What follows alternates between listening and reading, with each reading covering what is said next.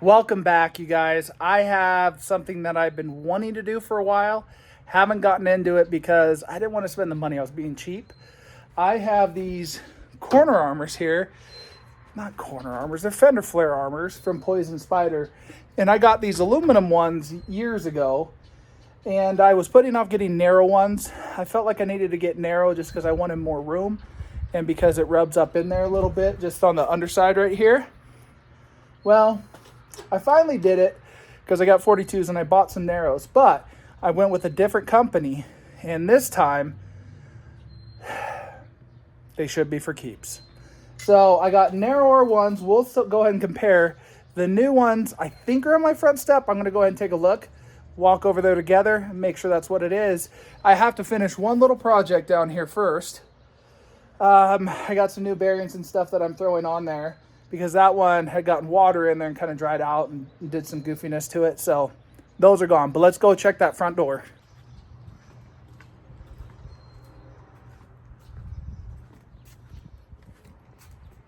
Those gotta be it.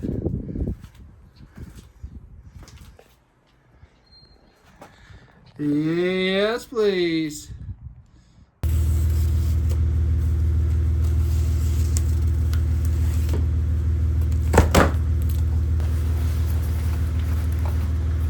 Let's take a closer look at a comparative. So just so you're aware, these are Poison Spyder aluminums. I've really enjoyed them. They don't seem to make these anymore. So I went with the Genright. They're really close in their manufacturing, the rounded tube and stuff like that. But I want to point out a couple differences. Both of them have their own little unique things. I'm not sponsored by any one of these two groups. Poison Spiders kind of seems like it's gone by the wayside. But I thought when they put this out, it was a pretty good product. I was stoked for it. It was cheaper. Aluminum pricing has gone up.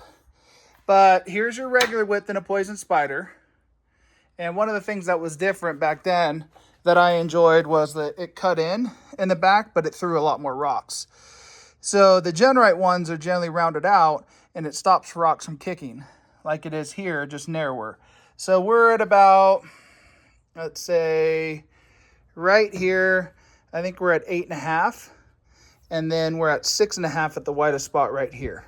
On the Poison Spyder, on this edge that's right here, they went ahead and beveled it down and tried to smooth it out, and they did on the front and rear. These ones, they just go ahead and they use the edge as is. And then there's a little bit of difference. So under these, however they did it, there was no raise in the lip at any point. Whereas if you go here, you can see spots like here where it's kind of kicked up a little bit. There's a little bit of a split right there. It's not bad. Like there's a little raised bump, right? You can see the imperfections. This would be an example of what ideally you wouldn't have happen, but it's human people making these, right? So this wasn't squeezed down to get the weld, probably because they didn't want to damage it, but even a rubber wanted to squeeze that down and weld that in. So I didn't have this blip right here. You know, would have been nice, not a big deal. You know, it creates a small little wrinkle. And then the other difference in them is how they treat the very front. So they have it tip down and come down towards the point, whereas this one just kind of rounds and stops. And they don't have the, like this one has the welding. This one doesn't have any exposed welding. I think these welds are nice enough that showing them doesn't hurt my feelings at all. And then Poison Spyder ones have this big lump sticking out here to go ahead and put your side marker on, whereas the Genright don't put that there. I'm not mad that it's not there, to be honest with you. Poison Spyder wasn't without their issues. When I first got these front ones, they have a extra metal bracket that goes right here. This aluminum bracket that helps stiffen it up. And that one was tweaked a little, and they had to send me a different set of brackets to go on here. So each one will have their little bit of variances, but I think I'm stoked to have these Genright ones. Here's how the hardware looks on those Poison Spyder. So they used a recessed one in here with the hex 3/16 head in here to go along the ridge, bolting into this piece and going around. And then you have that metal channel. I also added in that brace that was there that you're looking at right there to help if that gets pushed, to kind of add some extra support. Genright has their own version, but I'm not sure that I would bet for it to be any stronger than that version, so I'm going to go ahead and utilize that with this fender flare and add that support. Nice. Pretty sure this is going to be a template. I'm hoping some of these were stock, so I could kind of just use what they had.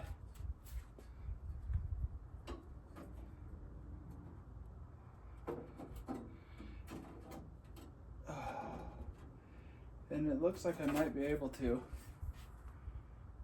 I think these might be like the holes that came with it, where the plastic pieces were in. I can't remember, it's been so long. Take a look at the instructions. The instructions, as we can see here, are more text than they are picture based. Picture ones, I'm that guy. Picture books are nice.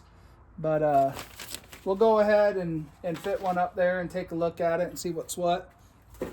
I might even reuse because I have that spare set, I might reuse the Poison Spyder brace, which would obviously be a lot stronger added than just using that. Looks like they didn't do every hole that was done here. Looks like I get to reuse just about every hole. I'm going to go ahead and dry fit this up. I'm going to wash this off, dry fit this in, and actually read the directions and see how much that helps me. Now with this brace that's right here, I'm going to drill into this and make room for it, because I think that's super important to protect it from getting crumpled in. Okay, I read the instructions. Basically, you get it to this point, right? You have plastic inserts, and these are all the standard plastic ones. There's a couple of extras that I probably drilled when I did the Poison Spyder one. But anyways, you're going to basically get that fitted up here. Now it says everything should go ahead and work with this. Mine personally is too long, and it's bumping into the inner tube, so it can't get adjusted, so it's sticking out too far away from the body panel. So I measured right there to that weld, to the outer edge, and I got about 3 1/4. So I took 3 1/4 from here and marked, and it's about dead center down those 2 line holes. So I'm gonna go ahead and take my porta band, cut straight down through that, and then I should be able to fit this up. And because I have some extra stuff, I'm going to bolt that fender flare to here, and then I'm going to back trace some of the holes, like on that bracing right there, and then I have an extra hole there and there that are further away, because they just have the inner line ones there that go along the top edge, and the Poison Spyder ones had some jagged ones to kind of add some extra rigidity down low. And then because of my spacing, I'm probably going to have to cut some of the extra off here. I need to leave room to go ahead and put a light in there.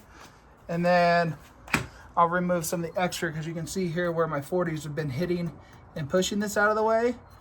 But I'm pretty confident I can go ahead and work on cutting some of that out, even if it's not right this second.